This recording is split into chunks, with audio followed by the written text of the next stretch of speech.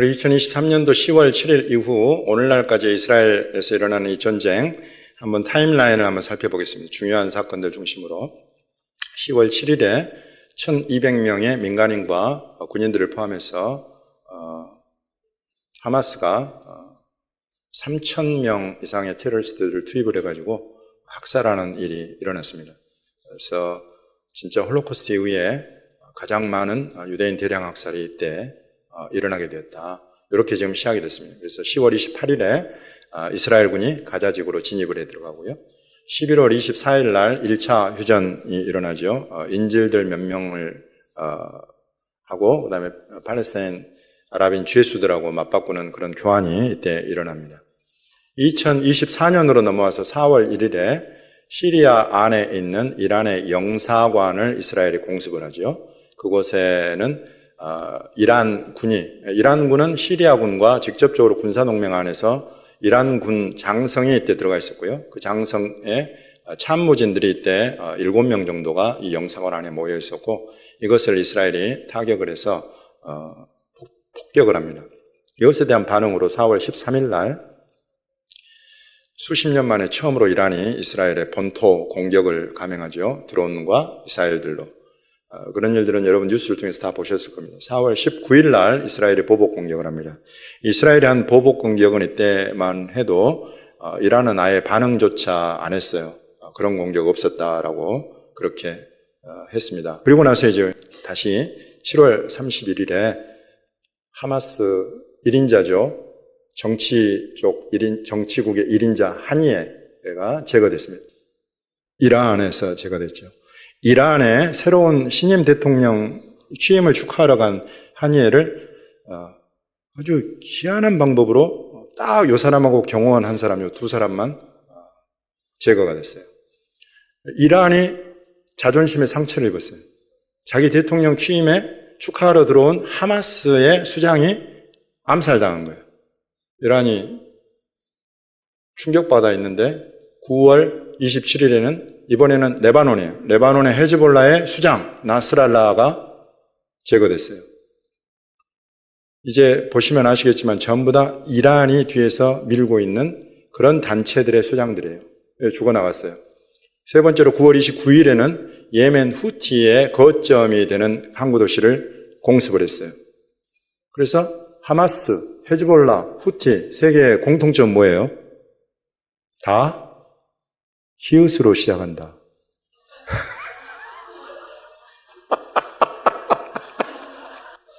너무 심각한 이야기라 여러분들 너무 심각하게 듣고 계셔가지고 제가 네.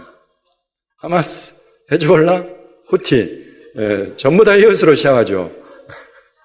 근데 전부 다 이란이 지원하는 영어로 하면 프록시라고 해요. 프록시, 그래. 아메리칸 스타일로 프록시라고 부르는 이것은 이 대리인 그런 것들 뒤에서 밀어주고 앞에서 실제로 움직이는 것은 이 사람들이 하는 거죠. 그런 것들의 이 세계를 쳐버린 거죠. 이란이 엄청나게 열받았어요. 그래가지고 10월 1일 날 드디어 이번에는 이제 탄도미사일로 공격을 했어요. 200발인가 그랬을 겁니다. 그리고 공격을 하고 10월 26일에 이스라엘의 보복 공격이 있었는데요. 이 이스라엘의 보복 공격의 특징은 무엇인가 하니 이란으로 가기까지 이스라엘의 비행기들이 들킬 수 있는 레이더망이 시리아에 있었는데 그 시리아에 있는 레이더망을 일단 파괴를 해버려요. 그 다음에 들키지 않고 이란 근처까지 가가지고 이란 근처에서 타격을 했는데 뭘 타격했냐면 이란이 이스라엘을 공격한 탄도미사일을 제조하는 그런 공장들 있죠. 그런 공장들과 그것들 부품들을 생산하는 그런 것들을 탁 쪽집게처럼 집어가지고 그것들을 타격을 해버렸어요. 여러분 이런 것들은 이스라엘이 목적을 달성했다라고 볼 수도 있지만 전혀 그렇지 않은 것이 조금 더 뒤로 가면 나옵니다만은 11월 3일에 이제 시리아 안에 있는 헤즈볼라를 드디어 이제 공격을 하기 시작했죠. 아까 하산 나스랄라 제거하고 여러분 그 사이에 잘 아시다시피 삐삐 공격이라고 들어보셨죠? 우리 어린 친구들은 들어보지 못했을 수도 있어요. 삐삐라고 우리가 부르는 이제 그 전에 이스라엘이 하도 감청 능력이 좋아가지고 휴대폰으로 이렇게 주고받는 것들을 워낙 잘 빼내니까, 음성도 그렇고 문자도 그렇고 빼내니까 얘들이, 헤즈볼라 애들이 자, 이제부터 스마트폰이랄지 휴대폰 사용 금지, 통신 감청이 이스라엘을 다 정복하려더라도 사용 금지 하고는 뭘 했냐면 삐삐를 주문을 한 거예요. 그래서 삐삐로 연락하고 주고받고 이러면 이제 통신 감정이 안 걸리니까. 치밀하게 계획된 이스라엘의 기획작전이었다. 그래서 이래가지고 그 들어가는 삐삐 안에다가 폭탄을 심었어요. 아주 눈치챌 수 없는 폭탄을 심어가지고 정한 때가 돼서 이날 11월 3일 되기 전에 이 3,000명의 헤즈볼라 대원들이 삐삐를 차고 스마트폰 대신에 요거 갖고 있어야 되는 거 다 갖고 있었는데 요게 터지도록 그렇게 작동을 했다는 거죠. 최근에야 비로소 네타냐후가 우리가 기획하고 그 일을 이루었다. 헤즈볼라 공격하기 위해서 그걸 밝혔습니다. 그래서 여러분 보시면 이란이 가운데 있어요. 저 위쪽 북쪽으로는 레바논에 헤즈볼라가 있습니다. 그리고 지금 동쪽으로 그리고 뭐 오른쪽에 시리아 안에 이란의 군사 부대도 들어가 있고 또 민병대들도 활동하고 있고 가자 지구에는 하마스 그리고 아래쪽으로 내려오면 이제 예멘이라는 나라의 후티 반군이 있어요. 이런 데들이 전부 다 이란이 지원하는 아까 우리 기억하기 쉬운 프록시라는 이 단어, 이 프록시들이에요. 이들을 통해서 전부 다 이스라엘을 공격하고 괴롭히고 했던 거지. 그래서 여러분 이제 그냥 관심 없는 분들은 이게 각자 하나씩만 보는 거예요. 이게 하마스하고 지금 싸움이 일어났구나. 또는 헤즈볼라하고 싸움이 일어났고, 시리아에서도 이렇게 공격을 주고받았네. 예멘 후티라는 애들이 느닷없이 이렇게 나와서 막 하네. 이러는데 이제 보면 조금만 들여다보면 이제 이란이 바로 보여요. 이 이란이 보이게 된 것은 이제 이스라엘이 그동안에 이 전쟁을 이렇게 확대하면서 이들을 공격하면서 이들의 수장을 제거하면서 그 뒤에서 이들을 지원하던 도저히 그대로 눈 놓고 보면 이제 자기들의 어떤 헤게모니, 주도권이나 또는 장악력이나 또는 위신이나 권위나 이런 게 완전히 실추되어 버릴 수밖에 없게 만들어버린 거예요, 이란을. 그래서 이란이 전면 등장하게 만들어버렸어요. 그래서 이란이 이스라엘을 공격하게 하고 이스라엘은 이제 그때 반응하고 이러면서 이란을 대상으로 하는 이스라엘의 어떤 공격 지점들이 점차 하나씩 드러나면서 이스라엘이 지금 무엇을 바라고 있는가 이런 것들이 보여지게 되는 거죠. 그런 것들을 이렇게 쫙 이렇게 잘 묘사한 것들이 있어요. 여러분 보시면 이란은 빨간 나라로 되어 있어요. 저 빨간 저 나라가 이란이고 이라크 바로 왼쪽에 있는 이라크 안에 이란 군대가 들어가 있고 이라크에서 민병대들이 있고 그 왼쪽으로 가면 시리아가 있어요. 또 시리아 안에도 또 이란의 군사기지 그리고 민병대들이 활동하고 있어요. 그래서 이렇게 이란, 이라크, 시리아가 연결이 되어 있고 그 시리아 왼쪽으로 보시면 레바논이 있어요. 그 레바논의 왼쪽이 이제 지중해예요. 그 레바논 바로 아래에 하얗게 표시되어 있는 곳이 이스라엘입니다. 그래서 이스라엘을 향한 이란의 이런 공격하는 그런 루트가 이렇게 딱 정해져 있고 저 후티는 예멘이라는 곳은 저 넓은 저 하얀 부분이 사우디아라비아예요. 사우디아라비아 바로 아래쪽에 예멘에 이제 저 맨 아래쪽 모서리 지점 있죠. 그것을 거점으로 해가지고 그곳에 저 수에즈 운하 쪽으로 가든지 하는 이런 그 선박들에 대해서 공격을 하고 하는 일들이 그래서 저게 가능한 거예요. 예멘의 후티 반군의 거점이 저곳에 있어가지고 그래서 이제 저렇게 공격을 하는 그런 것을 구성을 했습니다. 그래서 여러분 이란이 언제부터 이렇게 이스라엘을 싫어했나? 왜 도대체 이란은 이스라엘을 없애고 싶어하나? 여러분 이런 생각들 혹시 한 번씩 해보셨나요? 언제부터 이랬나 하고 보니까 1979년 이전의 이란과 이스라엘의 관계는 지금의 관계와는 도저히 상상할 수 없을 만큼 관계가 너무 좋았어요. 공통 분모가 하나 있었어요. 미국이에요. 이란도 친미, 이스라엘은 당연히 미국과 동맹. 이래가지고 미국이라는 이 공통점 아래서 이때 당시는 팔라비 왕조가 있었어요. 왕조 체제였죠. 그때 우리 대한민국에 여러분 우리 수도 서울에 테헤란로가 그때 만들어졌어요. 이때 당시 1977년도에 만들어졌어요. 근데 이제 이런 상황이었고 이스라엘과도 그래서 이란이 굉장히 친했습니다. 경제적인 부분에서 바로 아래 보면 트랜스 이스라엘 파이프라인이라고 나오죠. 이 수에즈 운하 쪽에서 지중해까지 이스라엘의 남부에 에일랏에서부터 지중해까지 연결하는 파이프라인을 이때 만들었어요. 이란이. 그래가지고 이 파이프라인을 통해서 석유를 유럽 쪽으로 내보낼 수 있는 아주 중요한 라인을 만들고 경제 교류가 있었고 심지어는 군사협력까지 있었는데 미국이 전략 자원으로 절대 다른 나라에 수출하지 않는 전략 전투기가 F-14이었어요, 당시. F-14라는 전략 전투기를 80대나 이란에 팔아준 거예요. 여러분, 이것은 미국과 이란의 관계가 얼마나 좋았는지를 보여주는 것입니다. 그리고 심지어 이란이 이스라엘의 미사일 개발 비용을 대요. 어마어마한 금액이에요, 당시로. 어마어마한 비용을 지원해가지고 미사일 개발해라. 그 개발한 미사일에 대한 기술을 우리한테 알려줘. 이래가지고 군사협력까지 있었어. 여러분, 지금 이게 상상이 돼요? 전혀 상상이 안 돼요, 이때 당시만 해도. 이게 77년 7월에 있었고, 그리고 77년도에는 우리나라와도 좋은 관계로 테헤란로라는 이런 도로까지 만들었어요. 근데 1979년이 문제였어요. 이때 이슬람 혁명이 일어납니다. 이란 혁명이라고도. 여러분 아시죠? 이 왕정 체제를 무너뜨리고 호메이니라는 이 종교 지도자가 국가의 모든 것을 다 통할하는 최고의 통치권자로 섰어요. 종교 지도자가 최고의 지도자가 된 거예요. 삼권 분립 없어요. 형태로는 갖추고 있지만 삼권 분립의 모든 것을 중재할 수 없고 조정할 수 있는 사람이 호메이니였어요.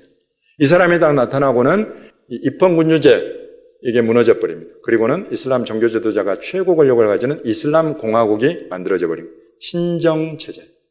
알라 신이 이스라엘을 통치한다는 신정체제를 만들어 버렸어요. 알라 신의 대리자는 호메이니다. 이렇게 된 거예요. 그래서 이슬람 성직자 아야톨라 루홀라 호메이니가 집권을 하고 이 집권한 이후에 이란의 최대의 가치는 뭐냐면 이슬람 혁명을 주변의 국가들에 수출하는 것입니다. 이걸 통해서 이스라엘이 중동의 헤게모니, 모든 이슬람권의 장악 내가 하겠다. 그렇게 이란이 변한 것입니다. 이 이슬람 혁명을 통해서. 그때부터는 이제 친미에서 반미로 돌아서고요. 그 뒤로도 몇 년 동안에는 조정이 있었습니다만은 이스라엘을 이제 시온주의 정권이다 이러면서 팔레스타인 아랍 사람들을 점령하고 그들의 땅을 점령한 점령지다, 점령국가다 이러면서 외교 관계를 완전히 단절해버립니다. 경제, 외교, 군사 완전히 미사일 지원하고 있던 다 끊어지고 파이프라인 건설했던 거 닫아버렸어요. 이때부터 이런 변화가 일어납니다. 그리고 이제 이란 이라크 전쟁이 일어났어요. 이렇게 이란이 혁명을 통해서 어지러워지니까 이라크가 딱 보고 있다가 저것들이 감히 내 자리를 넘어? 이때만 해도 이라크가 가장 중동 지역에서 파워를 자랑하는 그런 나라였습니다. 근데 막 횡몽으로 흔들리고 숙청이 일어나고 군사 지도자들 그 팔라비 왕조의 중요한 핵심 인물들이 숙청되고 막 이러니까 이라크가 우습게 보고 이거 지금 당장 쳐들어가서 우리가 먹어야 되겠다 이래가지고 공격을 했어요. 80년부터 88년까지. 금방 끝날 줄 알았는데 8년, 횟수로 9년을 끌면서 결국은 어떻게 됐냐면 승자가 없어. 승자가 없다는 이야기는 오히려 처음 생각했던 이라크는 더 약화되고 이란은 오히려 더 그걸 지켜내면서 더 강해지는 이런 계기가 됩니다. 그러면서 살짝 기울어져 버려요. 이라크가 살짝 내려가고 이란이 조금 더 올라가요. 이때 전쟁을 통해서 이라크 편을 든 나라들, 이란 편을 든 나라들이 있었는데 지금과는 굉장히 사뭇 다른 그때 국제정세를 보였는데 이란이 점차 부상하면서 이런 국제정세에 균열이 일어나고 변화가 일어납니다. 그러면서 역시나 이라크가 주역이 되는 걸프 전쟁이 일어나죠. 90년, 91년. 90년도에 쿠웨이트를 침공해가지고 먹어버렸어요.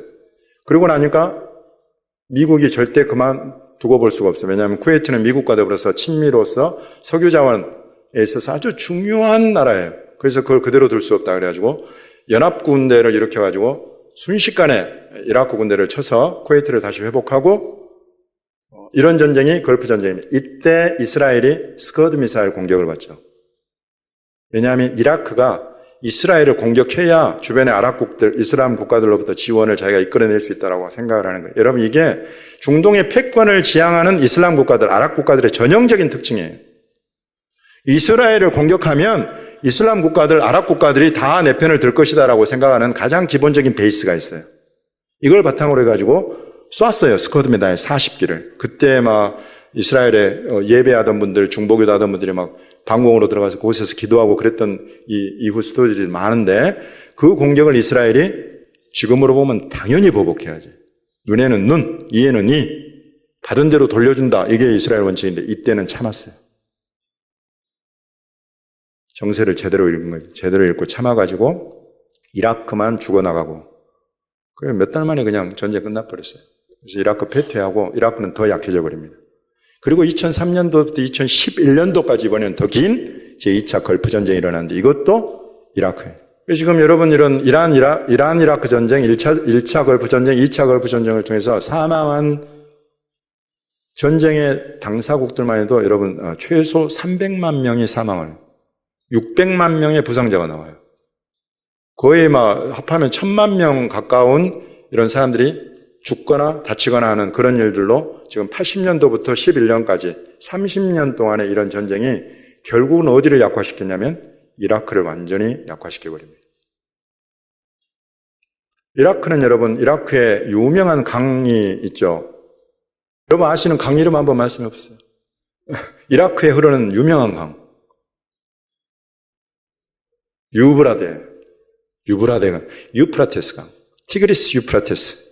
이게 메소포타미아 문명의 근원이잖아요. 강줄기가. 그 중에 유프라테스라는 요강은 구약 성경에도 나오지만은 신약 성경, 그것도 마지막 때를 예언하는 계시록에 2개의 장에 등장을 합니다. 근데 그 중에 한 개의 장에 어떤 내용이 있느냐면 유브라데의 강물이 마른다, 이런 표현이 나와요. 여러분, 이 메소포타미아 문명의 발원지요 근원이 되는 강물이 마른다, 어떻게 된다는 거예요? 힘이 더 강성해진다는 거예요? 약해진다는 거예요? 힘이 쫙 빠져서 말라버리게 된다는 거예요. 근데 그렇게 되면 어떤 일이 일어나냐고 계시록이 예언을 하느냐면 동방에서 오는 왕들이 오는 길이 준비된다라고 이야기해요. 이라크가 완전히 쇠퇴하고 힘을 잃어버리면 버릴수록 동방에서 어떤 왕들이 오는데 그 왕들이 오는 길이 준비된다. 여러분 이게 중요한 겁니다. 계시록에 나오는 마지막 때, 특히 6번째의 어떤 대적, 6번째의 어떤 천사, 6번째 이것은 이제 7번째가 마지막이잖아요. 그 마지막 바로 직전에 일어나는 일들이에요. 얼마나 마지막에 가까운가를 우리에게 보여주고 있는 것들인데 그 중에 등장하는 게 유브라데 강물이 마르고 동방에서 오는 왕들의 길이 예배된다는 거예요. 이때 이라크가 이렇게 말라지면서 이란이 부상을 합니다. 이란이 부상을 하는데 그 이란이 부상하는 것이 결국은 이스라엘 공격으로 왔어요. 그래서 여러분 아흐마디 네자드라는 이런 이란의 대통령이 나타나가지고 이스라엘을 지도상에서 쓸어버려야 된다고 그랬어요. 지중해로 밀어 넣어버려야 된다고 그랬어요. 굉장히 강한 강성 발언이에요. 그때 미국을 위시한 여러 나라들이 전부 다 경제 제재에 들어갔어요. 이란을. 그러면서 점차 이란의 힘이 빠져가고 있어요. 여러분 제가 발견한 바로는 중동의 여러 패권을 다투면서 이스라엘을 공격하는 나라들의 강성함이 50년을 못 가요. 40년이 지나면 힘이 계속 약화돼요. 그 전형적인 패턴을 이라크가 보여줬고요. 지금 이란이 보여주고 있고요. 또 시리아가 보여주고 있어요. 쭉 올라가는 것 같은데 40년이 지나면 이 힘이 계속 빠져 약해져요. 그래가지고 50년째 딱 되는 순간부터는 어떻게 이게 막 변화가 생긴다면 지금이 딱 그때. 이란이 막 이라크가 힘을 잃어가고 이란이 부상하다가 이란이 지금 주춤했어요. 굉장히 강성 발언을 하다가 이제 여러분 어디가 등장할 것 같습니까? 중동에서. 이스라엘은 이제 공격받는 데고 이스라엘을 공격하는 그런 이슬람권, 아랍 국가들 이런 데들에서 이제 남은 나라가 어딘지 한번 생각해 보세요. 지금 이란은 지금 부상했다가 지금 이제 40년 지나 50년 되면서 이제 제가 조금 더 보여드리는데 힘이 계속 이제 약화되어 가는 중에 있어요. 지금 마치 시소에서 살짝 기울어진 이 정도예요. 이란이 약해지고 살짝 올라오고 있는 데가 있는데 어딜까요? 사우디아라비아. 사우디아라비아가 살짝 올라오고 있는 거예요. 여러분, 이런 일들은 하박국서하고 연관이 되어 있습니다. 하박국은 우리가 잘 아는 선지자죠. 그 하박국서가 마지막 때에 이스라엘에 일어나는 일에 대한 아주 중요한 이야기를 예언을 하고 있는데, 이제 하박국서와 연관된 그런 내용들하고도 되어 있습니다만은, 시리아 내전이 2011년도부터 시작되었고 지금도 계속되고 있어요. 이런 내전을 지나면서 시리아의 힘도 계속 지금 약화되고 있는 거죠. 여러분, 여기서 지금 제가 중요한 거 하나를 보여드릴 건데, 2011년도 3월 15일에 시리아 내전이 발발했는데, 이 배경을 제가 쭉 살펴보니까 그 바로 아랫줄에 있듯이 그 원인이 굉장히 복합적이에요. 소수 종파의 시아파가 정권을 잡고 있는 상황에 시리아의 많은 사람들은 수니파예요. 그래서 많은 수니파가 이 시아파의 이 독재 정권을 견디다 못해서 일어난 내전이다, 이렇게 보기도 하고, 저주받은 지정학 이야기가 있어요. 시리아를 먹는 나라가 또는 시리아의 영향력을 행사하는 나라가 중동 전체에 무엇을 관장한다고 생각을 하고 있느냐면 자원의 흐름을 관장한다고 생각하고 있어요. 자원, 굉장히 중요한 이야기가 나왔습니다. 여러분이 마지막 때 전쟁은 분명히 자원 전쟁이 될 거예요. 그 중요한 자원으로는 지금 석유가 있고 LNG, 천연가스가 있고 그렇죠. 그리고 곡물이 있어요. 이런 자원들을 놓고 싸우는 전쟁. 여러분, 히브리어로 전쟁이라는 단어가 뭔지 아세요? 밀카마. 밀카마를 나눠보면 밀카마라는 이 전쟁 안에는 미가 있고 끝에 하가 있어요. 그 가운데 있는 건 레헴이에요. 레헴. 여러분 들어보셨을까요? 베이트레헴. 베들레헴. 베들레헴은 여러분 우리말로 풀면 뭐예요? 오, 와, 놀라우신데? 빵집, 떡집. 왜냐하면 베이트레헴이거든요. 베이트가 집이고 레헴이 떡이 빵, 이런 뜻이에요. 이 밀카마라는 전쟁이라는 이 단어를 풀어보면 가운데 있는 단어가 레헴이에요. 떡, 빵, 요거 놓고 미는 from이에요. 어디로부터. 하는 어디로. 떡으로부터 시작해서 떡으로 가는 것이 전쟁이다. 이 떡이 표현하고 있는 게 자원이에요. 곡물 자원, 그러니까 식량 자원, 천연 자원, 광물 자원, 이런 자원들을 놓고 벌어지는 전쟁, 이게 바로 전쟁이다. 시리아가 여러분 그런 중요한 지정학적인 위치에 있어요. 그래서 이 시리아를 어떻게든지 갖고 싶은 거예요. 누가? 이 자원 전쟁의 핵심 세력들이 이걸 갖고 싶은 거예요. 지금 누가 성공하고 있어요? 시리아를 누가 지금 가장 많이 영향력을 미치고 있느냐면 강대국들 중에 북방의 러시아예요. 러시아 군대가 이 시리아 내전을 틈타가지고 여러분 보십시오. 저 왼쪽에 이제 지중해 연안에 있는 시리아의 항구 도시들에 러시아 군대가 들어가 있어요. 러시아 공군기지가 만들어졌어요. 그래서 시리아의 곳곳에 러시아의 군대가 공군, 육군, 해군 다 들어가 있어요. 그런 배경이 되는 곳들이고, 미국도 그래서 이곳은 우리가 놓을 수 없다 이러면서 실은 2011년도 내전의 배경이 조금 전에 제가 이 마지막 부분 파이프라인 갈등이에요. 자원 전쟁이라고 그랬죠. 파이프라인을 통해서 뭐가 간다고요? 석유가 가고 천연가스가 갈 수 있어요. 이런 전쟁이 일어나는데 1차로 2000년도에 사우디에서 요르단을 거쳐 시리아를 거쳐 터키로 가서 유럽으로 가는 이 파이프라인 만들자, 이런 제안을 미국이 카타르를 통해서 시리아에 했어요. 2009년도에 시리아가 이 제안에 대해서 결정을 했는데 뭐라고 결정을 했냐면 정확하게 우리는 러시아의 이익을 지켜줘야 된다. 그래서 너희들의 제안은 받아들일 수 없다, 이런 거예요. 거기에 2009년도에 그렇게 발표를 했어요. 왜냐하면 러시아로부터 시리아가 받고 있는 여러 가지 기술부터 돈부터 군사력부터 어마어마한 지원을 받고 있어요. 이 자원 전쟁에서 이들의 자원을 우리가 지켜야 된다. 여러분, 시리아를 통해서 러시아가 어마어마한 양의 석유와 천연가스를 송출해낼 수가 있는 거예요. 다 돈이죠. 그게 레헴이에요. 그걸 놓고 벌어지는 전쟁이에요. 2차로는 2011년도에 이제는 오히려 러시아가 그러면 이제 확실히 시리아가 미국의 제안을 거절했으니까 이런 제안은 어떠냐고 이란에서 나오는 가스 유전을 시리아를 거쳐서 레바논을 통해서 지중해로 보내서 유럽으로 보내자. 이 파이프라인 건설하자. 이렇게 러시아가 역제안을 했어요. 시리아한테. 시리아가 어떻게 했을까요? 노 했을까요? 오케이 했을까요? 오케이 했어요. 그리고는 전쟁이 났어요. 시리아 내전의 원인은 복합적이라고 그랬죠. 종파들 간의 전쟁인지 아니면은 이 독재 정권에 대한 이 순위파 다수의 전쟁인지 여러 가지가 섞여 있는데 실은 이 배경에 여기 있어요.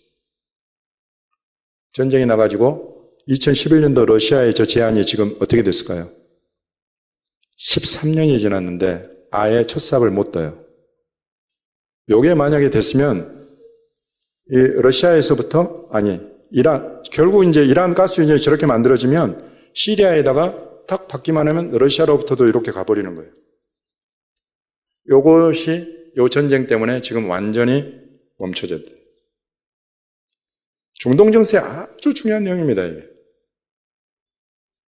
지금까지 제가 말씀드린 걸 조금 더 이렇게 표현해 보면 2003년도에 이제 이라크 전쟁이 일어나고 사담 후세인이 2006년도에 죽임당합니다. 그러면서 이라크의 힘은 완전히 이제 쇠퇴하게 되죠. 그러면서 이란이 부상을 하고 이제는 이란 저 위쪽에 주황색 이란이 저 남쪽에 사우디아라비아와 이제 양대 산맥처럼 그렇게 돼요. 2011년도부터는 이제 완전히 우리가 중동의 주도권을 장악하겠다면서 이슬람 혁명을 수출하는 나라로서 우리는 이슬람의 국가로 그래서 막 여러분 히잡 전쟁이 일어나고 막 그러잖아요. 이란 안에. 사우디아라비아가 어떻게 해볼 수 없도록 이란이 계속 몰아붙이는 거예요. 근데 사우디아라비아는 이란의 이런 움직임을 가만히 두고 볼 수 있냐면 절대 그럴 수 없어요. 왜냐하면 이슬람 혁명을 수출한다는 가치는 뭐냐면 왕정체제를 붕괴시킨다는 거예요. 이슬람의 신정국가를 만들기 위해서 왕정체제는 다 무너뜨려야 돼. 사우디아라비아 대표적인 왕정국가예요. 그러니 이슬람 혁명이 수출되는 것을 절대 사우디아라비아는 두고 볼 수가 없는 거예요. 뭔가 해야 돼.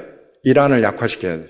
그렇지 않으면 자기들도 위험하게 되는. 더군다나 이제 2014년도가 되니까 미국에서 셰일가스, 셰일 오일이 어마어마하게 개발이 되면서 산유국 중에 산유국인 사우디아라비아가 어떻게 힘을 쓸 수가 없게 되어버렸어요. 위기감을 느낀 거예요. 이야, 우리 중동에서 우리만큼 강력한 이 오일 국가, 미국이 그걸 넘어서 버리게 되는 거예요. 셰일가스, 셰일 오일로. 그러니 이제 미국이 압력이 딱 들어오니까 사우디아라비아가 어떻게 해볼 수가 없어. 기축통화 달러와 가지고 또 석유 가지고 가스 가지고 이래버리니까 어떻게 해볼 수가 없어. 위기감을 느낀 거예요. 그래가지고 사우디아라비아가 비전 2030을 만들어냅니다.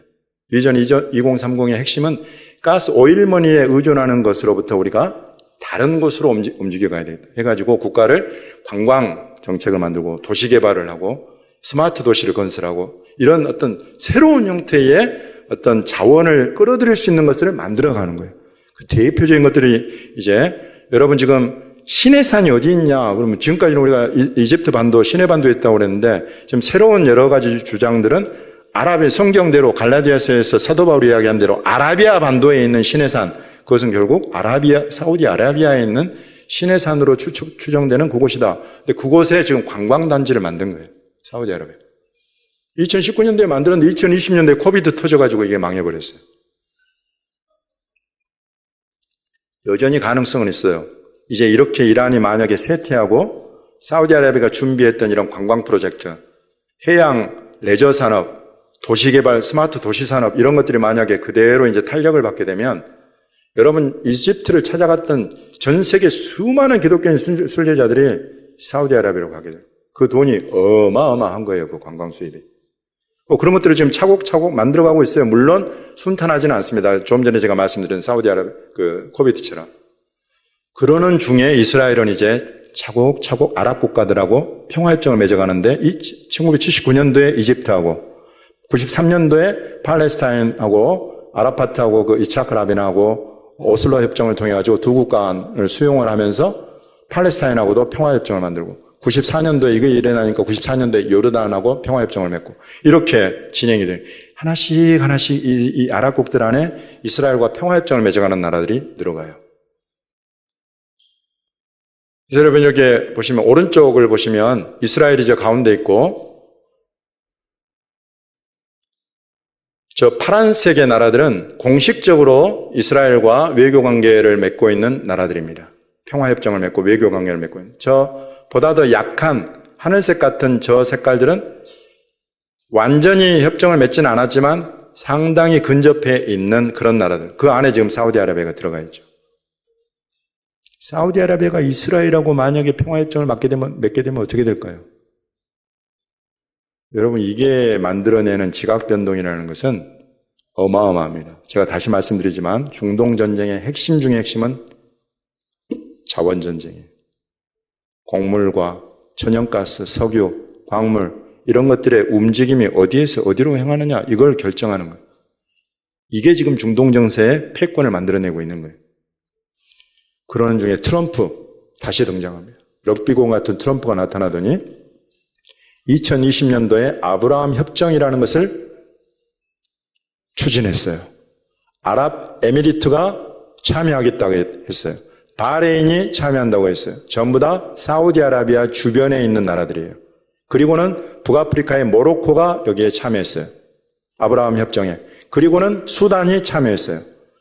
그리고 사우디하고 이 협상이 쫙 진행되어 가고 있는데 뭐가 터졌어요? 2023년 10월 7일 사건이 터졌어요.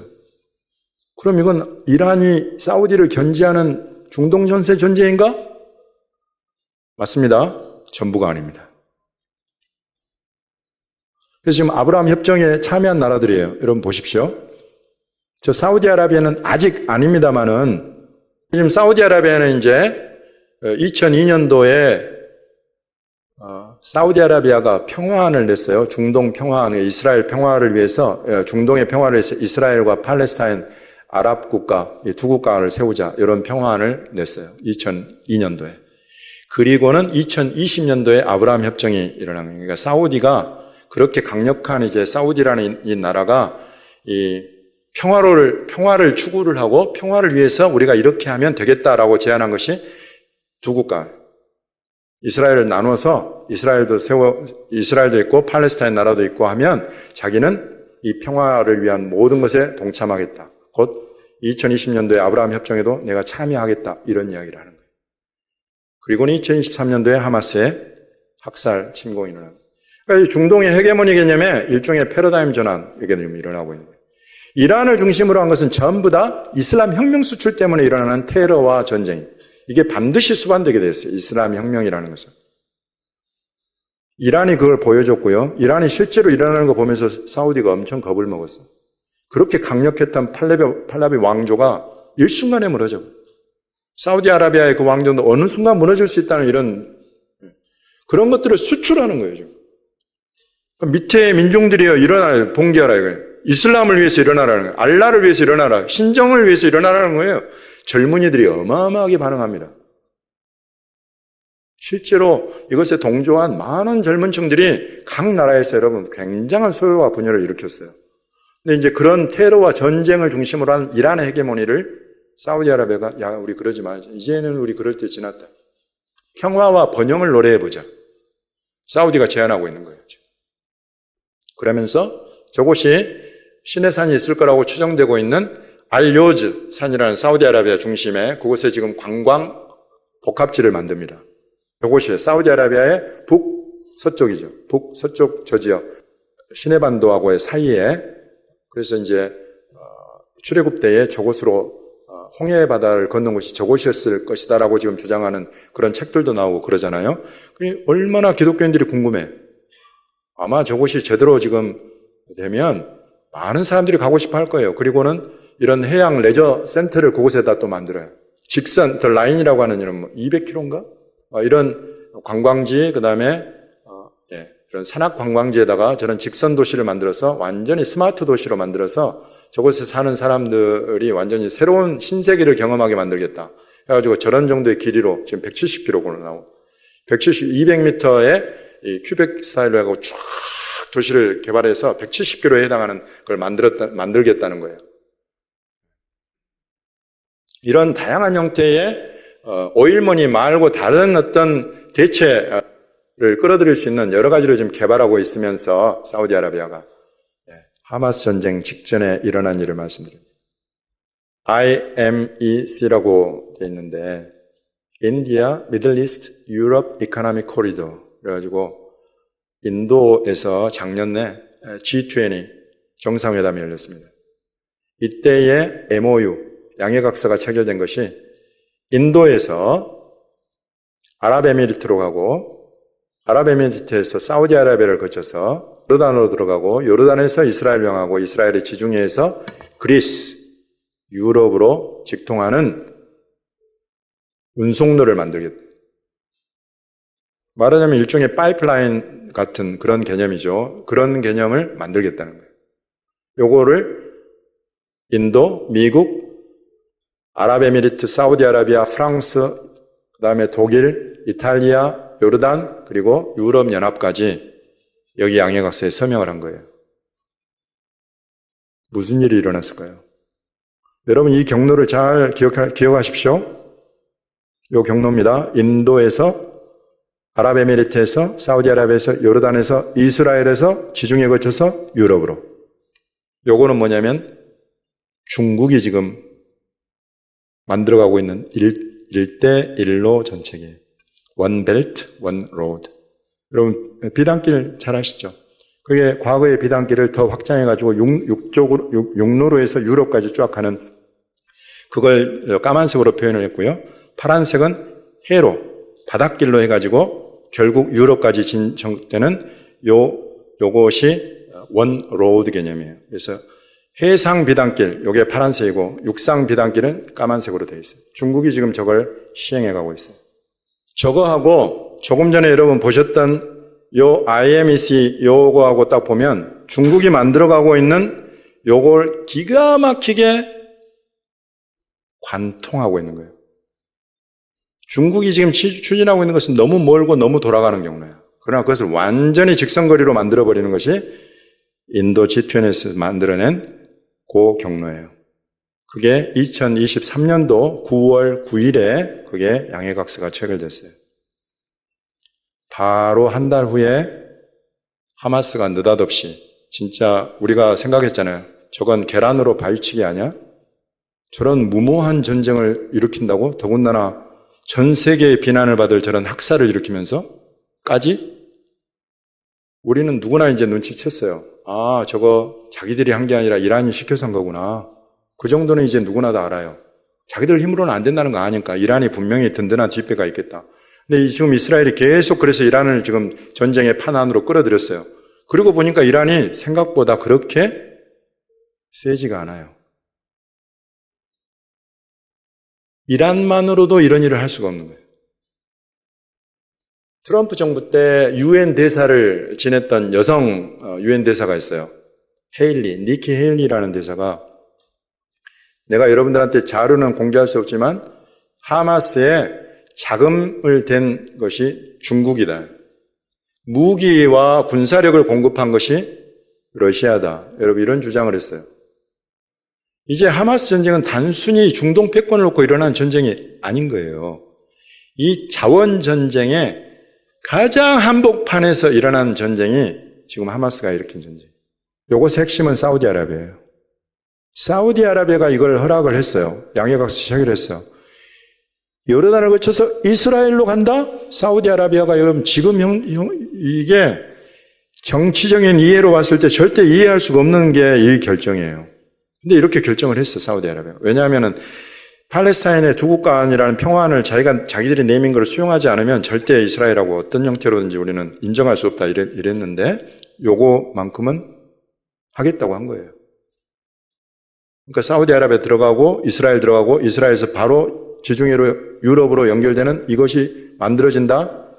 여러분 이건 중국 자원부터 해가지고 중국이 추진하고 있는 이런 것부터 해서 저 아까 이야기한 러시아, 이란, 시리아, 이라크, 레바논, 지중해, 유럽 연결되는 요 경로, 시리아 내전 바로 직전에 있었던 그것을 기가 막히게 파헤쳐버리는 새로운 대항 경로가 제시가 된 거예요.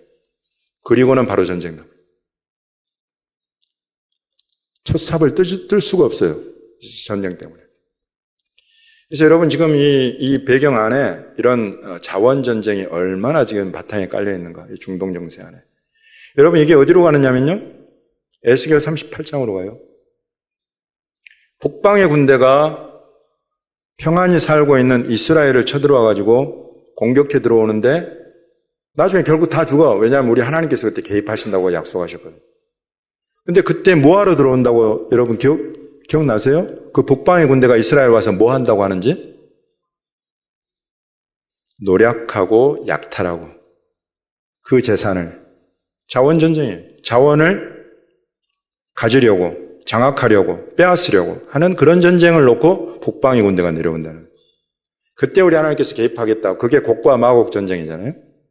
여러분 이렇게 연결되어 가는 것입니다.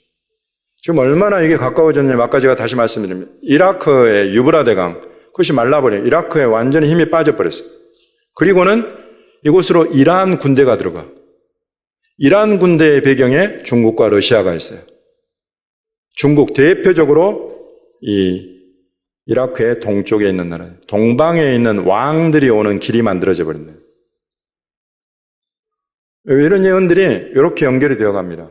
그러면서 거짓말하는 영이 나오고 각 나라들을 모아서 전쟁하게 하는데 그 전쟁터로 등장하는 게 아마겟돈이에요. 아마겟돈은 하름 무깃도 그래가지고 무깃도 산을 헬라어로 옮겼을 때 음역이 아마겟돈이에요. 무깃도 산은 오늘 어디에 있어요? 사우디에 있어요? 이스라엘의 무깃도를 여러분 다는 아니더라도 가보시면 이곳에 전 세계가 모여서 싸운다고? 그게 아니에요. 그럴 수 없어요. 그 공간에. 그 공간이 보여주고 있는 것은 뭐냐면 동서와 남북의 교차로예요. 길을 놓고 통상 무역 경로를 놓고 자원을 놓고 벌어지는 중요한 충돌 지점이 이스라엘로 나오는 거예요. 그곳으로 거짓말을 해가지고 각 나라 왕들을 모아서 전쟁을 벌입니다. 이 거짓말이 어떻게 나타날지 이제 우리가 주목해서 볼 일입니다. 여러분 저 판이 다 깔려 있어요 지금. 그래서 이제 이란이 점차 조금 내려가고 사우디가 살짝 올라가는데 만약에 이게 트럼프가 이번에 다시 집권했잖아요. 트럼프는 반드시 아브라함 협정을 다시 밀어붙일 겁니다. 그 아브라함 협정의 핵심은 이스라엘이 사우디와 외교 관계를 맺는 거예요. 협정을 맺는 거예요. 그 핵심은 두 국가 아니에요. 두 국가 수용하면 사우디 참여하겠다는 거예요. 이스라엘, 네타냐후가 이 두 국가 안을 수용할까요? 여러분 이게 초미의 관심사예요. 나는 지금 만약에 네타냐후가 앞으로 더 권력을 가진다면 협상하는 사람으로 저는 봅니다. 그러면서 극우 종교인들의 모든 가장 중요한 핵심인 제3성전 건설을 추진하겠죠. 그 딜의 협상의 중요한 내용으로 좋다, 두 국가 세우자. 그러나 성전산에 우리 성전은 세워야 되겠다. 그럼 이렇게 되어버리면 정말로 종말과 연관된 여러 가지 판들이 쫙 깔려버려요. 근데 이러려면 이란이 살짝 기울어져서는 안 돼요. 어떻게 기울어져야 되겠어요? 많이 기울어져야 돼요. 사우디가 올라와야 돼요. 그럼 사우디와 손잡고 두 국가 하고 제3성전 만들고 주님이 말씀하신 이 마지막 때 여러 가지 말씀들이 이루어지는 판이 만들어져 버려요. 이런 것들을 예언하고 있는 게 하박국입니다. 하박국에 대만, 바란산 이런 것들 그리고 하마스가 등장을 해요. 하박국에 히브리어로 하마스는 물론 지금 우리가 이야기하는 이 하마스하고는 의미가 다릅니다.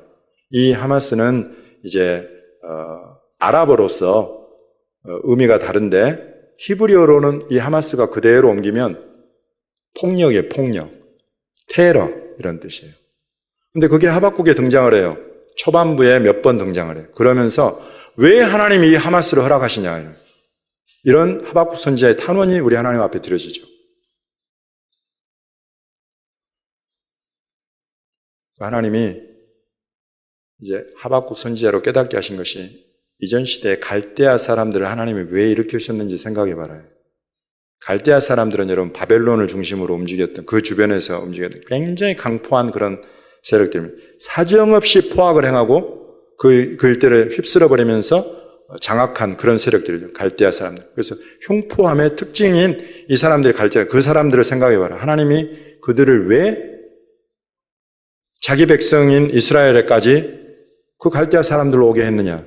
왜냐하면 이스라엘로 하여금 경고를 받게 하고 깨어나게 하고 회개하게 하고 이러기 위해서 하나님이 그런 갈대아 사람을 일으키시지 않았느냐. 여러분 이런 깨우침을 하박국에 줍니다. 그래도 하박국이 이해가 안 돼요. 하나님 뜻이 그렇다 해도 어떻게 이 악인들이 이 의로운 자들을 하나님 이렇게 박해하고 핍박하고 몰아세울 수 있단 말입니까? 어떻게 하나님이 그것을 용납하실 수 있단 말입니까? 여러분 이 마지막 때에 일어나는 우리 믿는 자들을 향한 박해까지 지금 사실 염두에 두고 보셔야 돼요. 이스라엘에서 일어나는 이런 전쟁들, 하마스, 이란, 또 이제 러시아 북방군대와 이와 연관된 여러 세력들, 곡과 마곡의 전쟁에 이르기까지 여러분 이스라엘은 그 모든 것에 한복판에 들어가는 그야말로 여러분 이런 전쟁의 한복판에 어느 나라가 있고 싶으세요? 여러분 있고 싶으세요? 이와 같은 수도 서울에 여러분 포탄이 떨어지면 미사일이 날아오고 전투기가 날아다니고 여러분 이런 거 원하세요? 아무도 원하지 않아요, 우리한테. 근데 하나님은 이스라엘에 그렇게 하시겠다는 거예요. 그리고 그것이 극점에 달했을 때 하나님이 개입하시겠다는 거예요. 여러분 뭐 때문이에요, 이게? 갈대아 사람들을 일으키신 바로 그 뜻 때문이다 말이죠.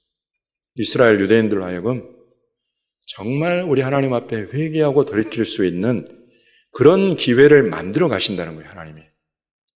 이게 하나님의 언약의 신실함과도 연관이 되어 있습니다.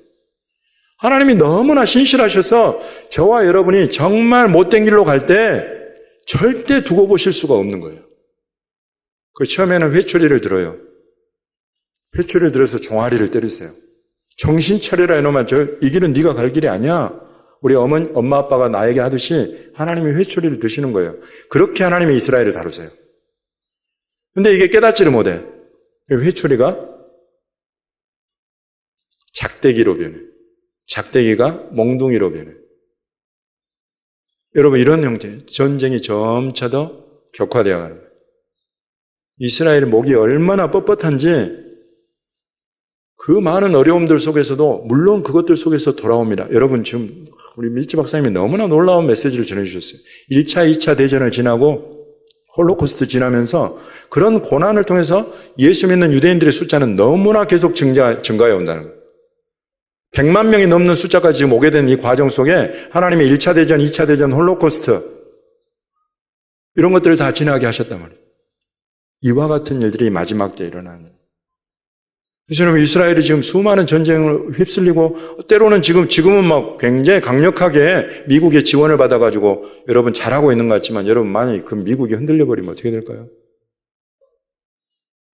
만약에 그 미국이 지금처럼 이스라엘을 서포트하고 지원하고 군사력이나 여러 가지 것들이 제대로 뒷받침해 주고 있는 이런 상황이 아니고 만약에 미국도 자기조차도 자기 앞가림하느라고 이스라엘을 신경 쓸 수 없는 상황이 된다면 여러분 어떻게 되겠어요? 여러분 이게 원수의 전략이 될 겁니다. 이스라엘을 제대로 공격하려면 미국을 흔들어야 된다는 것을 적들은 잘 알고 있어요. 여러분 그 방향으로 저는 갈 거라고 생각합니다. 미국을 흔들어야 이스라엘을 다치게 할 수 있어요.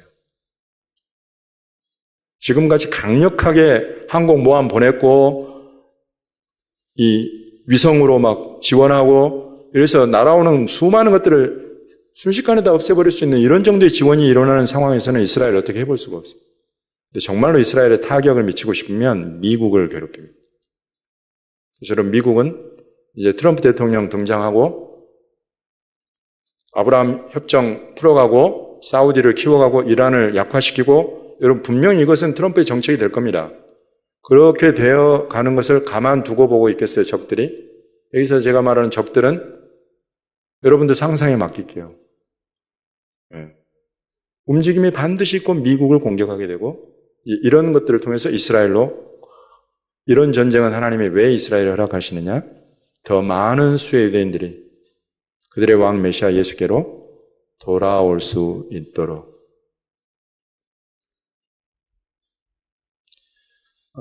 여기까지가 제가 지금 하마스 전쟁을 쭉 두고 중동 정세를 살피면서 저도 몰랐던 많은 내용들을 이번 이 강의를 준비하면서 여러분 제가 보게 되었어요.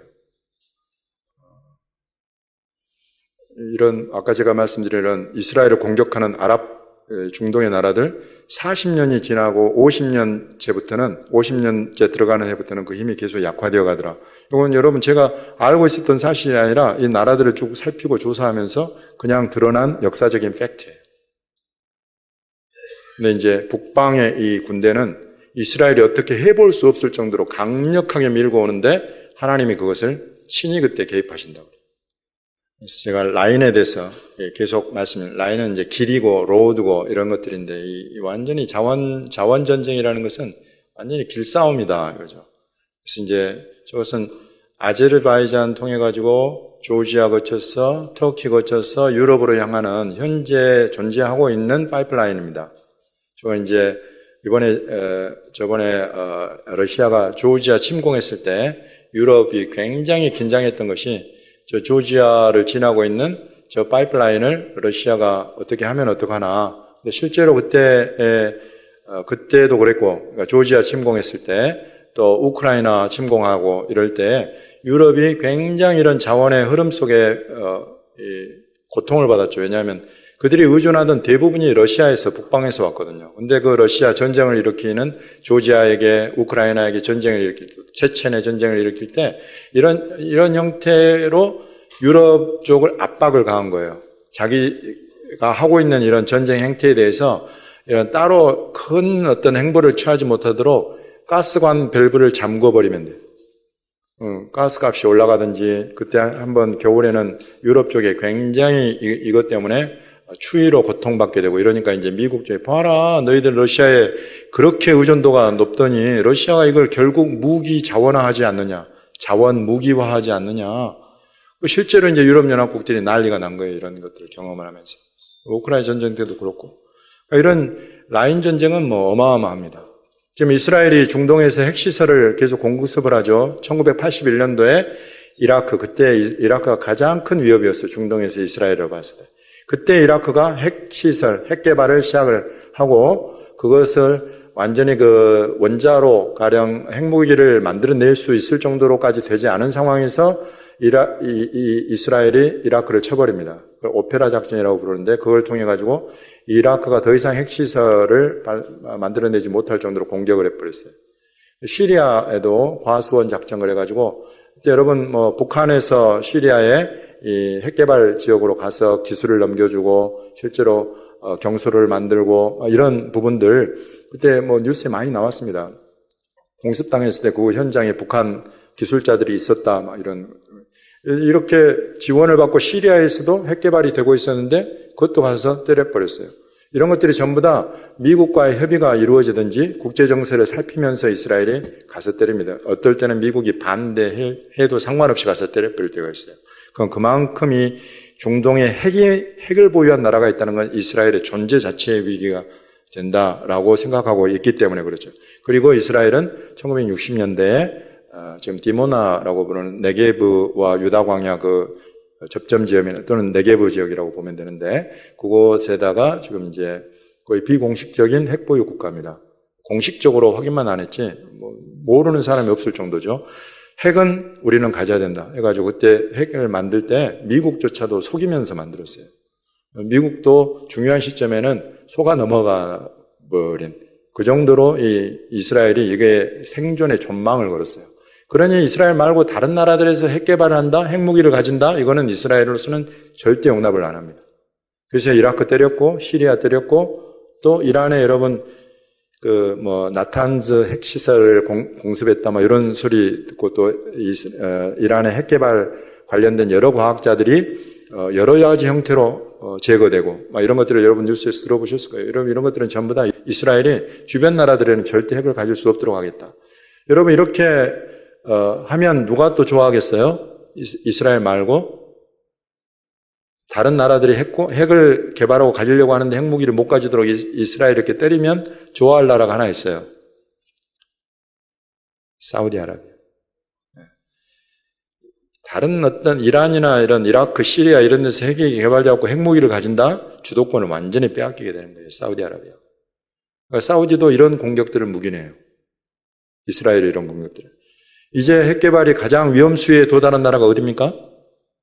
지금 이란인 거예요. 이란의 핵 개발 관련해 가지고 이렇게 쭉 지냈는데 가장 중요한 거 하나만 여기다 넣었는데 2018년도 1월 31일에 모사드 팀, 이스라엘의 비밀 정보국이죠. 모사드 팀이 이란의 테헤란의 창고를 급습했어요. 이란의 핵 프로그램에 방대한 기록을 보관하고 있었던 곳인데 그곳에서 5만 페이지 분량의 163개의 컴팩트 디스크를 찾아내가지고 이스라엘로 가져와 버렸어요.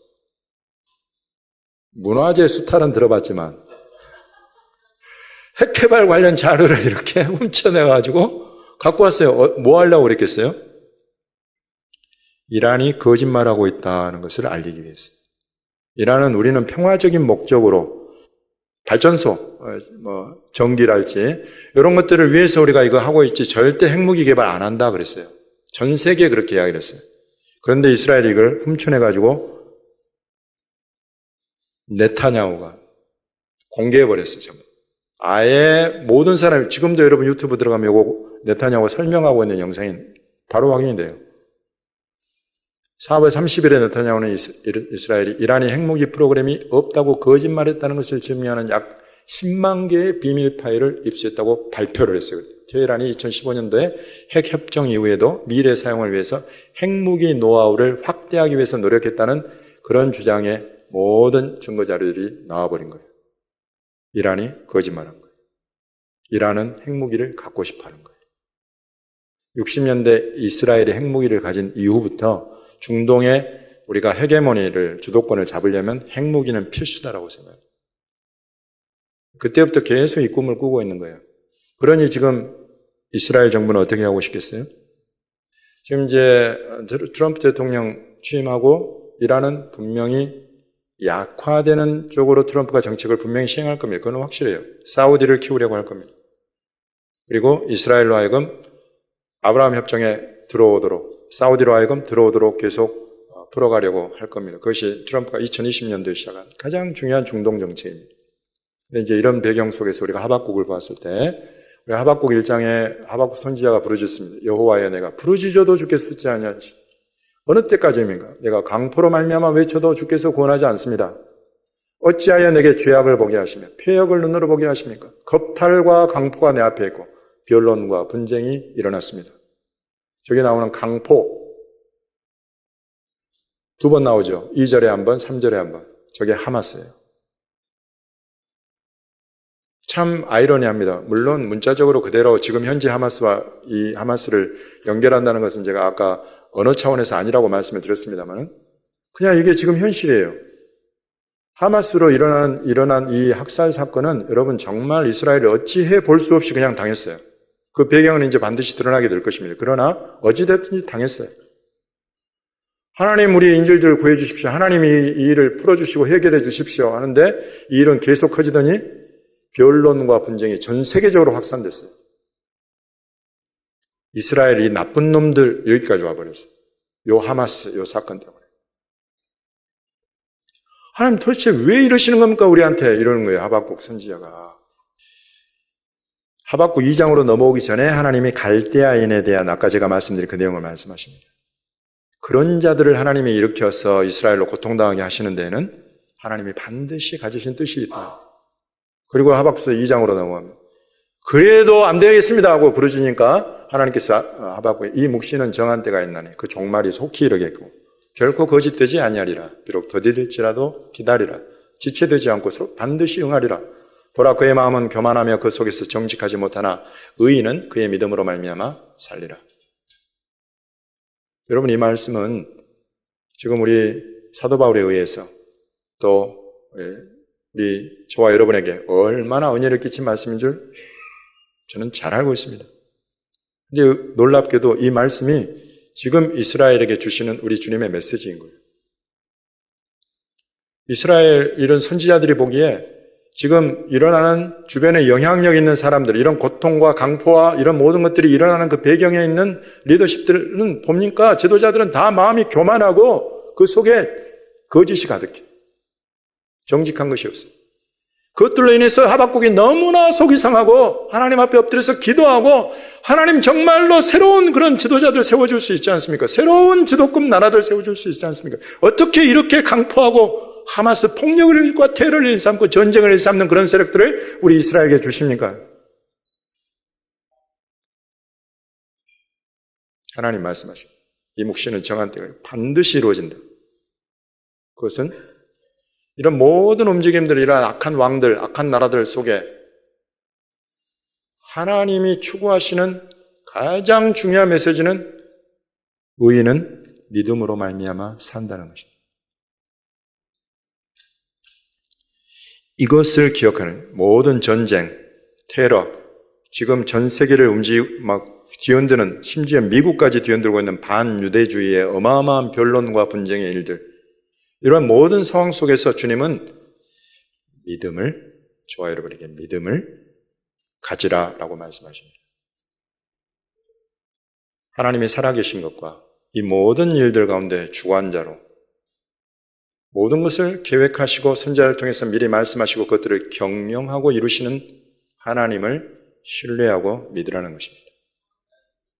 여러분, 이 믿음을 가진 사람들은 전 세계가 반유대주의로 흘러가든지 전쟁의 공포와 두려움 속에서 휘말리든지 나는 무엇을 향하냐면 살아계신 하나님과 우리 주님 다시 오실 것을 향하는 믿음이 있고 그 다시 오실 주님을 주변에 전파하는, 절대 잠잠하지 않고 내 입을 열어서 이 예수 그리스도를 바라보라.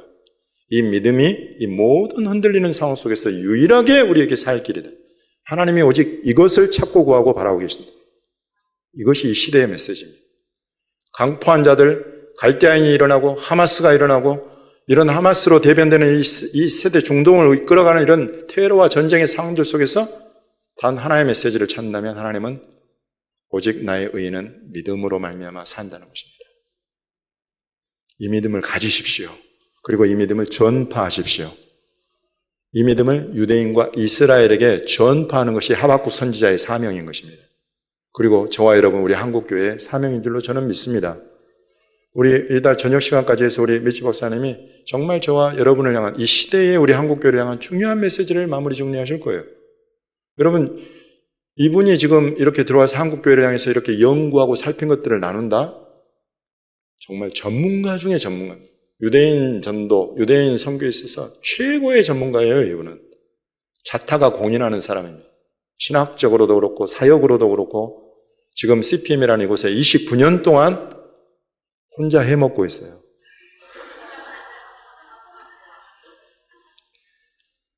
따라갈 사람이 없는 거예요. 이분도 그렇고 이분 부인 자바 글레이저 박사도 유대인 역사를 연구한 분입니다. 아까 잠깐 소개하셨죠. 강의를 하는데 탁월해요. 그래서 지금 이분이 찰스 파인버그 센터라는 메시아닉 주다이즘이라는 요것을 CPM에서 탈북과 연계해가지고 석사학위 과정을 열고 또 일반 학위 과정이 아니더라도 관심 있는 분들 배울 수 있는 과정을 열고 온라인으로도 열고 이렇게 운영하는데 거기에 핵심 패컬티 교수진들이에요. 이 두 분이. 다음 아까 우리 박경훈 선생님 이야기인데 그곳에 직접 가서 강의를 들어요. 온라인으로. 직접 들어간다는 뉴욕으로 간다는 게 아니라 온라인으로 들어가가지고 강의를 듣는데 그곳에 참여한 유대인 다음 세대 사역자들이 너무너무 젊고 이들에게 동일한 사역의 기회를 주고 이런 것들을 놀란다는 거예요. 그런 리더십입니다, 이 사람이. 그런 분이 지금 저와 여러분에게 우리 한국교회가 감당할 역할에 대해서 자기가 그동안에 계속 살피고 강의하고 기도한 바에 교회 결론과 같은 것들을 좀 나누어주고 계신 거예요. 하나하나가 얼마나 귀한지 모릅니다. 이분이 아까 선포하신 건 전쟁에 주목하지 마라. 홀로코스트에 주목하지 마라. 그 고통과 그런 끔찍한 그런 상황들을 지나고 메시아닉 주이시, 이 유대인들 가운데 예수 믿는 이런 구원의 역사가 끝나는 것 같은데 놀랍게도 하나님은 더 크게 일으키신다. 여러분, 이게 믿음입니다. 하나님의 신실하신 그 언약을 믿는다는 것은 이런 흔들리는 모든 상황 속에서 우리의 눈을 흔들리는 이스라엘에 두지 않는 것입니다. 그 모든 것을 통해서 하나님은 구원하기 원하신다는 이 하나님의 언약에 신실하신 것에 우리가 믿는 믿음, 하나님은 저와 여러분에게 그 믿음을 요구하고 계신 줄로 믿습니다. 이것이 하박국이 우리에게 주시는 메시지입니다. 2장 13절에 이렇게 민족들이 불탈 것으로 수고하는 것과 나라들이 헛된 일로 피곤하게 되는 것이 만군의 여호와께로 말미암는다. 불탈 것으로 수고한다면 헛된 일로 피곤하게 된다. 자원전쟁, 여러분 레헴입니다. 전부 다 레헴. 이 땅에서 먹을 것, 입을 것, 마실 것 그거 추구하지 말라고 하신 분이 누구예요? 우리 주 예수님입니다. 그러나 이 모든 나라들은 전부 다 그걸 추구하는 거예요. 곡물, 자원, 천연자원, 광물자원 이런 거 추구하는 거 이게 이 나라의 권세요, 권력이요, 여유로움이다. 이걸 추구하는 거예요, 나라들은. 그러나 그것들이 그렇게 된다. 그렇게 되면 이것들이 전부 다 우리 하나님께로 나온 것들이다. 이거. 이는 물이 바다를 덮음과 같이 여호와의 영광을 인정하는 것이 세상에 가득함이니라. 다 이런 것들과 대비되어서 우리 하나님 말씀하십니다. 여호와의 영광을 인정하는 것이 이런 모든 일들을 통해서 세상에 가득해진다. 믿으십니까? 이 믿음 가지라는 것입니다. 전쟁이 일어나도 자원전쟁으로 어떤 길을 만들고 중국은 무엇을 만들고 미국은 무엇을 만들고 러시아는 무엇을 만들고 그것들이 중동으로 지나가고 유럽으로 지나가고 이런 모든 것들을 통해서 전쟁이 일어나지만 그런 것들에 주목하지 말아요. 이해는 하고 깨닫고 보는 눈은 가질지라도 너희들의 눈은 만군의 여호와 그의 영광이 물이 바다를 덮음같이 충만하게 되는 것에 눈과 마음과 귀를 쏟아라는 것입니다. 하박국 2장 20절에 오직 여호와는 그의 성전의 것이니 온 땅은 그 앞에서 잠잠할지니라. 우리 하나님의 관심은 하박국 선지자를 통해서 보여주시는 거죠. 하나님의 관심은 하나님의 집에 있다는 것입니다. 성전. 동일한 우리 하나님의 관심과 동일한 관심을 갖는다는 것, 여러분 그게 믿음입니다. 하나님의 집을 짓는다. 에베소서 2장 14절에 나오죠. 예수 그리스도를 모퉁이돌로 해서 그 위에 유대인들과 이방인들이 한 세 사람으로 차곡차곡 쌓여져서 한 집으로 지어진, 여러분 이게 하나님의 집 성전 비전이에요. 그리고 그것이 계시록 21장에 22장에 새 예루살렘에 이제 더 이상 있지 않는, 눈으로 볼 수 없는 하나님의 집, 하나님께서 친히 그곳에 빛이 되시는, 여러분 그렇게 이 꿈, 이 비전을 우리 주님은 어느 시대 한 시대에 쉬지 않고 이 비전을 향해서 달려가고 있다. 하박국 선지자를 통해서 저와 여러분을 가르쳐 주십니다. 여호와는 그 성전에 계신다. 온 땅은 그 앞에 잠잠하라. 땅에서 일어나는 이런 모든 일들, 이런 모든 수고들, 여러분 이런 것들은 다 사라지고 없어질 것입니다. 그러나 우리 하나님의 집은 이루어져 갑니다. 누가 이 하나님의 집 이루는 일에 앞장서고 나설 것이냐는 것입니다. 나는 우리 대한민국 교회가 지금 이 일을 너무나 잘 감당해 오고 있음을 주님께 감사드립니다. 세계 선교 대국으로 하나님의 집, 전 세계 모든 땅끝까지 다 참여하게 되는 이 하나님의 집 비전, 그 안에 유대인과 이스라엘, 이거 놔버리면 안 된단 말이죠. 같이 유대인과 이방인의 하나로 세워져가는 그 하나님의 집 비전, 이것이 우리 하나님의 비전이요. 누가 이 비전에 함께 동참할 것인가? 세상 흔들리는 이 땅에서 일어나는 모든 흔들리는 것들 속에서 주목해서 믿음을 갖고 하나님이 이루어 가시는 이 성전 비전, 이 땅에 충만하게 하시는 여호와의 영광, 이것을 누가 누리면서 증거하면서 이 비전을 풀어갈 것이냐, 선포할 것이냐, 이런 비전이 하박국에 나옵니다. 그러면서 하박국 3장에서 하나님이 대만에서부터 오시며 거룩한 자가 바란산에서부터 오신다. 그 영광이 하늘을 덮었고 그의 찬송이 세계에 가득하다. 그의 광명이 햇빛 같고 광선이 그의 손에서 나오니 그의 권능이 그 속에서 감추어졌다. 역병이 그 앞에서 행하며 불덩이가 그의 발밑에서 나온다. 그가 서신즉 땅이 진동하며 그가 보신즉 여러 나라가 전율하며 영원한 산이 무너지며 무궁한 작은 산이 엎드러지나니 그의 행하심이 예로부터 그러하시도다. 여러분 이것은 저 앞부분의 3절과 4절은 신명기의 32, 33장 쪽에 마지막 부분에서 모세가 우리 하나님을 찬양하면서 하는 그 부분하고 아주 일치가 됩니다. 그래서 이 테만이라는 이 부분은 히브리어로 여기 지금 대만은 테만이거든요. 이 테만은 오늘날의 현대 히브리어에서는 예멘을 일컫습니다. 예멘이라는 나라의 이름이 테만이에요. 그것은 테만이라는 이 단어 자체의 뜻이 남쪽이라는 뜻이 있어요. 남방. 그래서 하나님이 남쪽에서부터 오시며 남방에서부터 오시며 거룩한 자가 바란산에서부터 오신다라고 하는 이 바란산은 출애굽할 때 나타나는 중요한 산이죠. 그것은 아라비아 반도에 있다고 하는 시내산과 연관돼서 나오는 산이요. 지금 이제 우리가 이 시내산을 시내반도에 있는 것으로 볼 것인가, 갈라디아서가 말하는 대로 아라비아 반도에 있는 산으로 볼 것인가, 이제 이런 부분들이 저 바란산이 결국 이제 만약에 우리가 후자를 선택한다면 사우디아라비아에 있는 산이 되는 것입니다. 그래서 이스라엘이 지금 남쪽으로 쭉 내려가면 예멘이 있고 그것보다 살짝 위가 사우디아라비아예요. 남방 쪽에서부터 일어나는 어떤 하나님의 움직임, 여러분 이런 것들을 하박국이 이야기하고 있습니다. 그리고 이것은 이제 우리 하나님이 행하시는데 처음에 나타나시는 이런 하나님의 영광이 출애굽의 역사 속에서 이스라엘이 광야에서 그리고 이스라엘에 들어가기 직전까지 경험했던 그런 모든 영광 이런 부분들을 노래를 합니다. 그것은 마치 오늘날 이제 제2의 출애굽이 일어나고 있는 이때에 우리가 알리야라고 부르죠. 이 알리야를 통해서 이스라엘로 돌아가는 이 사건. 그러나 여러분 제가 이 자리를 통해서 다시 한번 강조합니다만 그 땅으로 돌아가는 것은 완성이 아닙니다. 그것도 예언의 성취입니다. 확실합니다. 그러나 그 땅으로 돌아가는 것이 완성이 아닙니다. 완성은 어디냐면 예슈아 하마시아 예수님입니다. 유대인들이 그 땅으로 돌아가고 예수님께로 돌아가는 이 일이 완성입니다. 그 완성되어져 가는 이 시대의 이스라엘의 회복의 과정, 그 속에서 지금 하박국 선지자가 이걸 노래를 하고 있습니다. 하나님이 이 놀랍고 위대한 역사를 이루어 가시는데 지금 이 마지막 때, 하박 3장은 마지막 때를 이야기하면 그때에 등장하는 중요한 지역이 예루살렘의 남쪽, 이스라엘의 남쪽, 사우디아라비아가 여기 나타나고 있다고 저는 이걸 그렇게 풀고 있어요. 그리고 지금 이 실제 정세 속에서 그렇게 보여주고 있습니다. 그러면서 좋은 내용이 나오면 좋은데, 이제 아까 제가 말씀드린 신명기 33장 2절, 3절과 아주 오버랩되는 그런 하박국의 그런 메시지였습니다.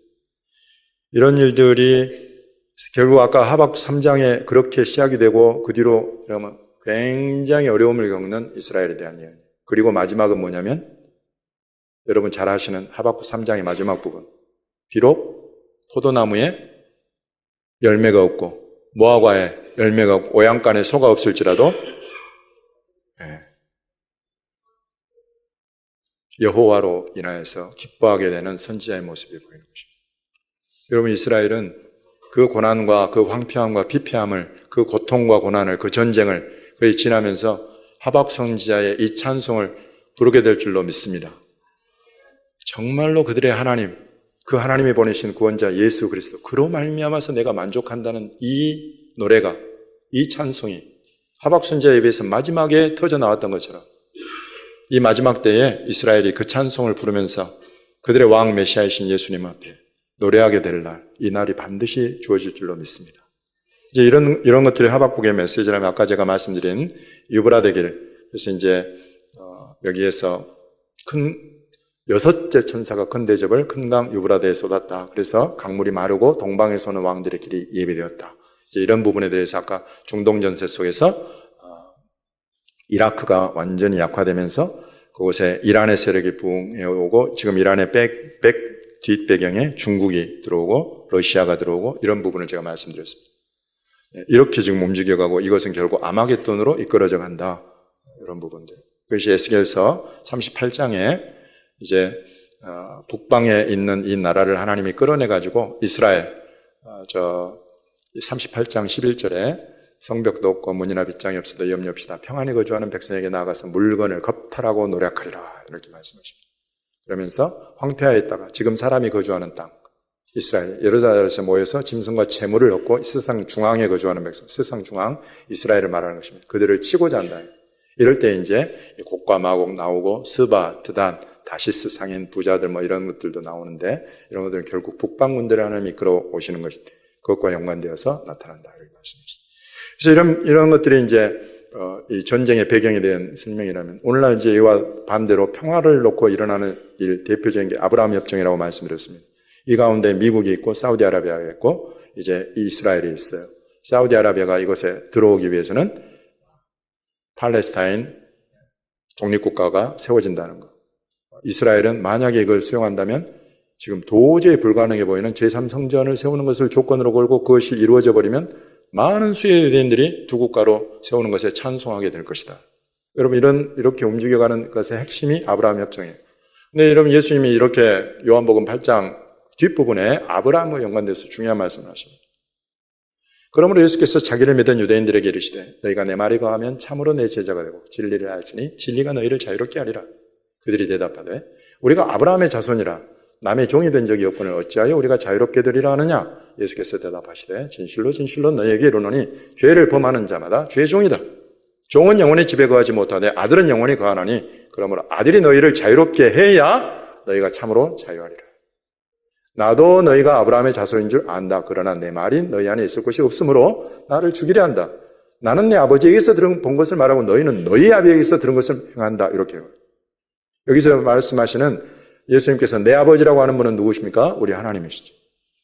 유대인들에게 있어서 너희 아비라고 말하는 이 유대인들의 아비라고 예수님 지칭하는 이 대상은 누굽니까? 아브라함입니까? 아니죠. 대답하여 이르되 우리 아버지는 아브라함이라 하니 예수께서 이르시되 너희가 아브라함의 자손이면 아브라함이 행한 일들을 할 것이거늘 지금 하나님께 들은 진리를 너희에게 말한 사람이 나를 죽이려 한다. 아브라함은 이렇게 행하지 않았다. 너희는 너희 아비가 행한 일들을 한다. 대답하되 우리가 음란한 데서 나지 않고 아버지는 한 분뿐이시니 곧 하나님이 시로다. 예수께서 이르시되 하나님이 너희 아버지였으면 너희가 나를 사랑하였으리니 이는 내가 하나님께로부터 나와서 왔습니다. 나는 스스로 온 것이 아니라 아버지께서 나를 보내신 것이니 어찌하여 내 말을 깨닫지 못하느냐? 이는 내 말을 들을 줄 알지 못함이로다. 너희는 너희 아비 마귀에게서 났으니 너희 아비의 욕심대로 너희도 행하고자 하느니라.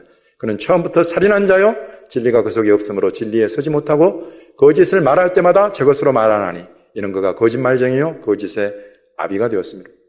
내가 진리를 말함으로 너희가 나를 믿지 아니하는도다. 너희 중에 누가 나를 죄로 책잡겠느냐?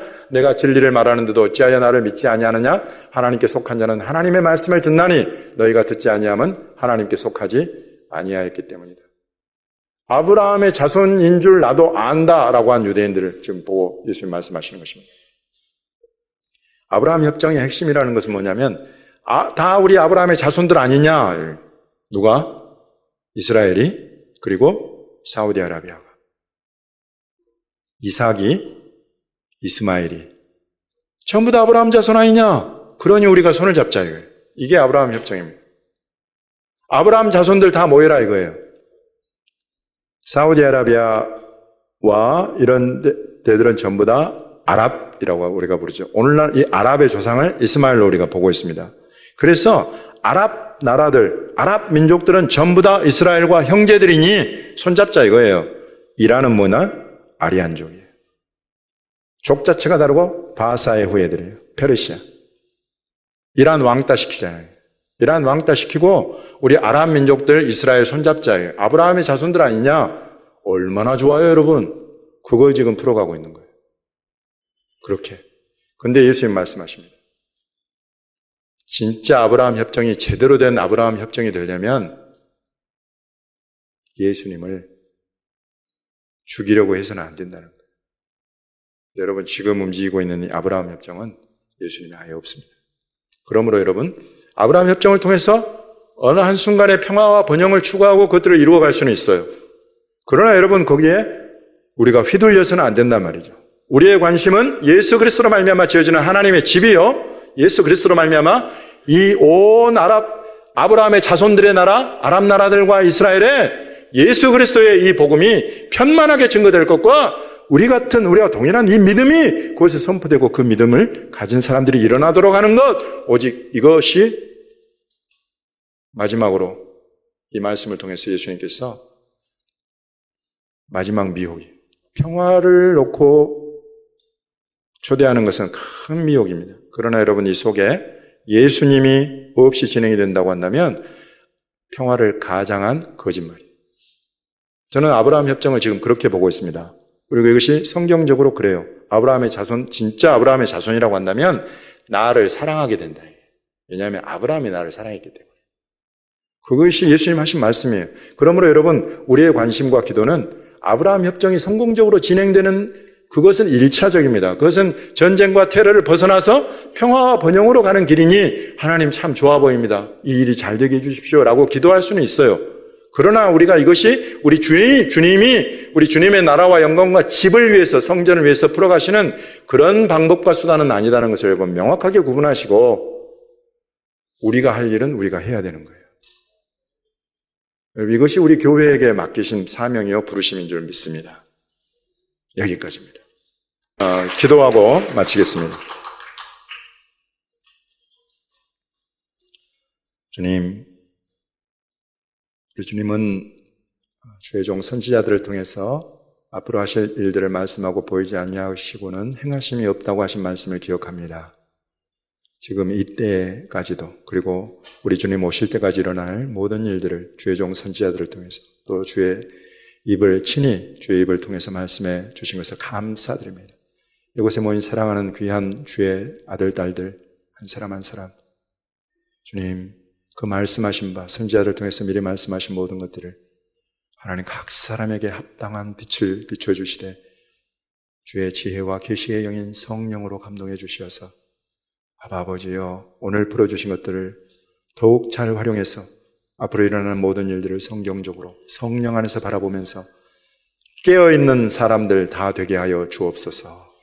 우리 주님이 향하여 가시는 주의 집을 향한 비전과 온 땅에 전쟁과 테러나 혹은 그 가장된 평화나 번영 이런 일들로 세상이 온통 휩쓸려 갈 때도 나는 오직 만군의 여호와의 영광이 온 땅을 뒤덮을 것을 위하여 기도하고 구원하며 또 헌신하는 하나님 귀한 주의 자녀들로 기름 부어 세워 주시옵소서. 우리 교회들 되게 하여 주시옵소서. 감사드리옵고 오늘 저녁 시간까지 주님 손에 올려드립니다. 저녁 식사하면서 쉴 때에 사랑하시는 자들 안에 귀한 믿음의 교제 있게 도와주시고 성령 안에서의 귀한 펠로십으로 함께하여 주옵소서. 살아계신 우리 주 예수 그리스도의 이름으로 감사드리고 기도드리옵나이다. 아멘. 감사합니다.